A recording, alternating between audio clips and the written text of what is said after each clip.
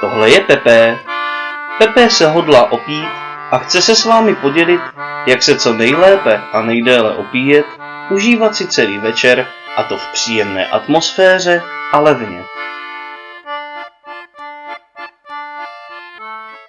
Pokud se chcete řádně nacamrat a přitom nebýt nalití jak cepelin, je potřeba před pitím alkoholu řádně promastit žaludek.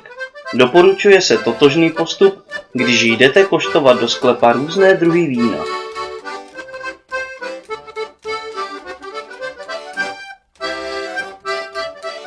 Bez peněz do hospody nelez. Tak se to říká a je to vlastně pravda. Ale možná se ještě v průběhu tohoto návodu dozvíme, že ne vždy je to nutné.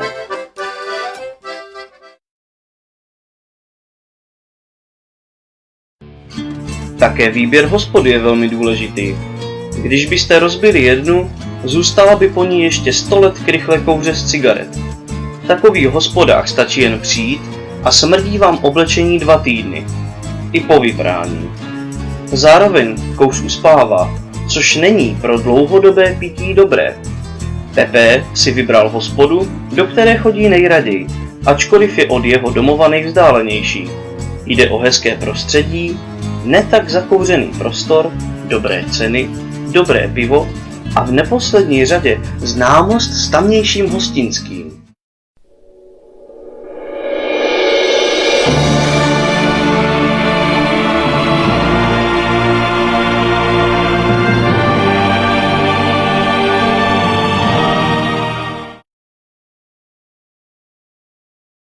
A Pepe dostává první pívečko.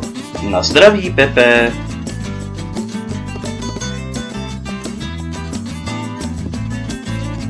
No tak Pepe, škoda každé kapky, která padne vedle.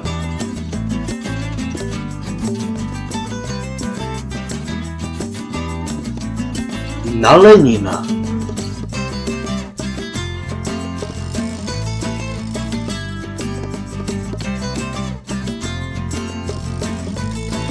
Důležitá zásada při pití.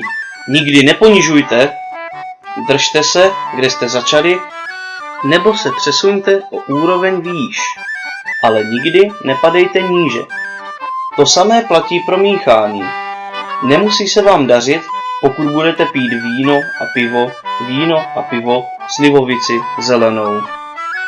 Například Pepe nesnáší sladké drinky. Dá si leda domácí pálenku, víno nebo pivo. Dnes vám však předvede pití piva.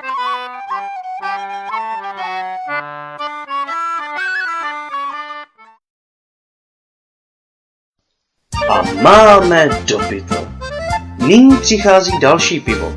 Normálně by ho do sebe Pepe začal klopit, ale protože vám chce ukázat zásady, kterak vnímat svět střízlivěji, i po vypití několika kousků dá si mezitím vodu. Ale ano, Pepe, dáš si vodu.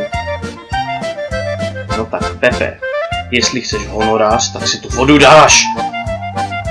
Rozumný Pepe pije vodu. Pivo totiž žízeň úplně nezažene, proto je chuť po jednom pivu na druhé. A najednou v sobě máte litr tekutiny. Voda pomáhá vyrovnat schéma alkohol, nealkohol, alkohol a tak dále.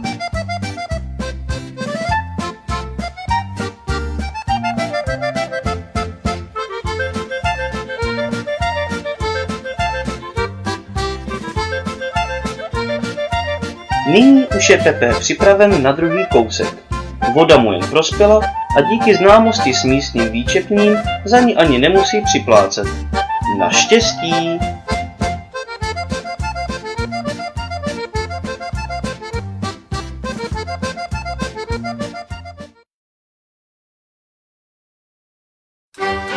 Proces Pepe opakuje po několikáté a stále se drží.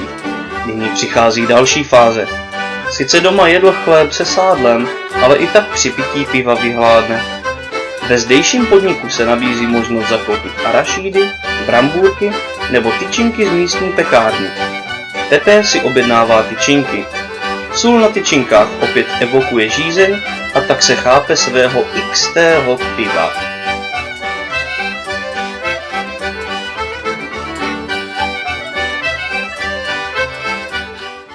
Abyste si nemysleli, že je proces tak jednotvárný. Pepe mu se chce na záchod. Protože má drobné potíže s močovými cestami, létá k pisoáru co 1/4 hodiny. Čím více piv, tím se časový interval zkracuje.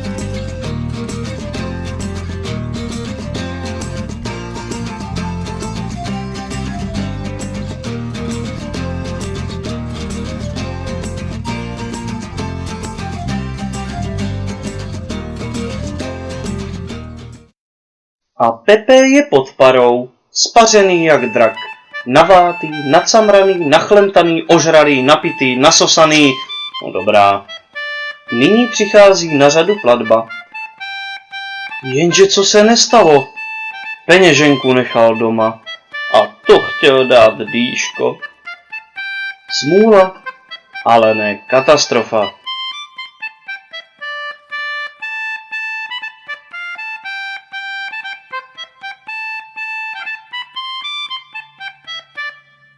Šefče, napiš mě to na futra.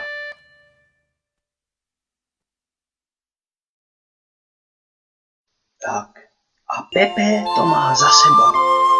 Jediné, co Pepe mu chybělo, byli přátelé. Ale to se pro toto výukové video moc nehodilo. Odpusťme mu, že se ani nešel okoupat. Byl pravda dosti s mužem.